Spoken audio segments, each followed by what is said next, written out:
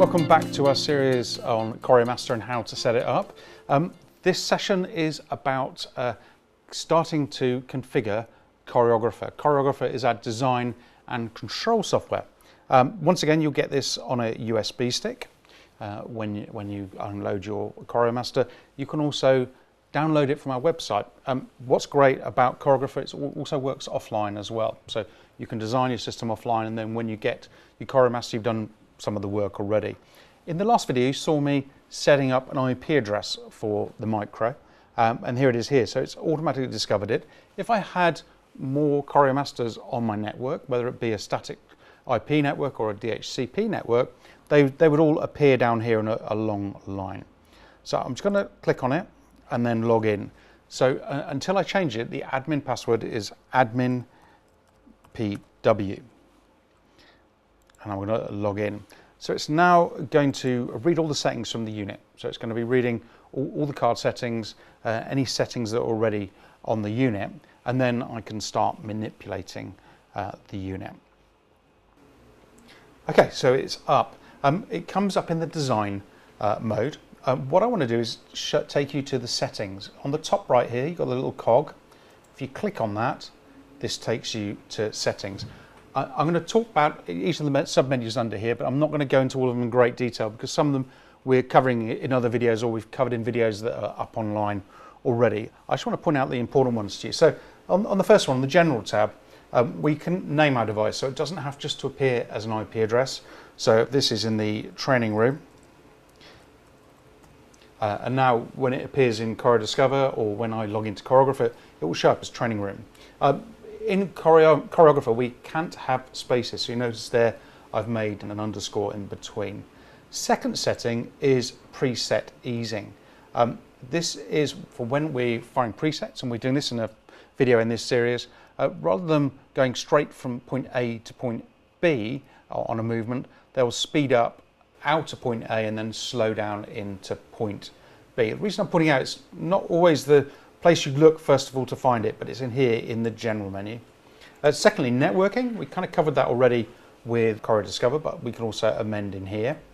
Next into modules. So this is what the rear of the unit looks like.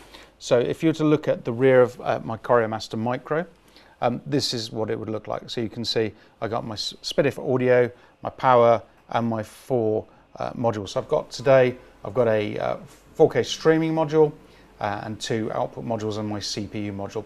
Wherever there's 3 dots, that means I can go into settings. So for this, I could configure that module, or I could manage the internal media players. Like I said, we're going to cover this in other videos in this series. We have playlist control, which is linked to that module, IP stream control, and both of those we're going to be covering in more depth in other videos. First one that's really important for our setup is CORIOgrapher. CORIOgrapher, first of all, we can set our log messages. So if we're trying to maybe trace a fault or trace a setting in the unit, sometimes this is really useful. Also really useful if you're working with our customer service team. If they're trying to help resolve a problem, this is where you can set a log going and be able to pick up those at a later date. Next thing is default units. Now, in a moment, we're going to measure these screens. And we can measure it in inches, millimeters, or canvas points, or effectively pixels. I always set it in millimeters, but the choice is there. Next of all, users. Now, I'm here logged in as administrator, which is admin pw, but I can change it in here. Just one word of warning, if you do change it, we can't change it back afterwards. So just a word of warning, but if you want to change it, you can. Second thing is a timeout. All the users have got timeouts. I'm going to turn this off. This is really useful when you're setting up. Otherwise, you'll go away, come back 2 or 3 minutes later, and you'll be logged out. We have several types of user. We have administrator. Administrator can do all of the functions on the unit, plus also set up new users. Power users can do everything on the unit, and also they cannot change passwords. And then we have users and guests, which have more limited functionality again. We have a backup and restore area. So on the CPU card on this unit, there's a small SD card, and we can back it up, the settings of this unit, onto that SD card. We've kind of got a triple safety mechanism here. I can save my settings onto the unit, onto the CPU card, and I can also save it onto my PC as well. And that's really useful if you're doing an upgrade from one version of firmware to another. Just gives you safety that you don't lose any settings, not that you should anyway. Next of all, if you come down into System, this tells you the unit and the firmware it's using. Once again, it's useful information. If you're working with our customer service team, they'll ask for that. Next one is slot status. Now, this one's an important one. This is a representation of all of the input-output modules in the unit. And you can see the slot it's in, the alias it's using at the moment, the status of the card, the type of card, and whether it's found HDMI or needs HDCP, and the measured resolution of the card. Now, hot tip from us is always rename this. When I design a system, I always create a drawing and say how everything is wired up.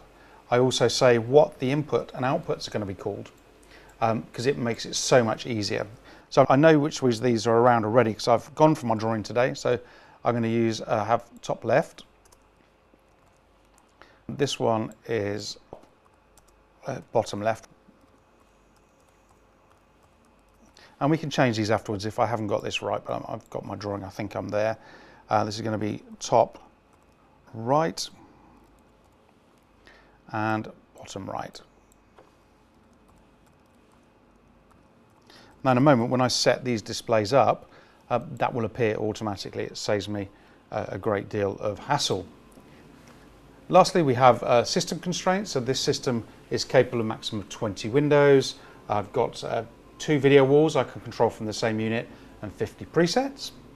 CORIOmaster Mini or a CORIOmaster, you obviously have the ability to control 4 video walls. And then lastly, button mapping. This is unique to CORIOmaster Micro. You can see on the front here, I have 8 buttons and I can map different things to different buttons. So here's my sources, here's my windows, so I can map different things to different buttons, which is really useful as well.